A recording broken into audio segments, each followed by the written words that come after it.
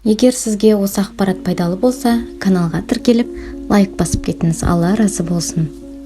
Өмір болған соң кейде қуанышты сәттер, кейде сонымен қатар мұнайған сәттеріміз көп болады. Егер депрессияда жүрсеңіз, осы дұғаны көбірек айтуға кеңес беремін.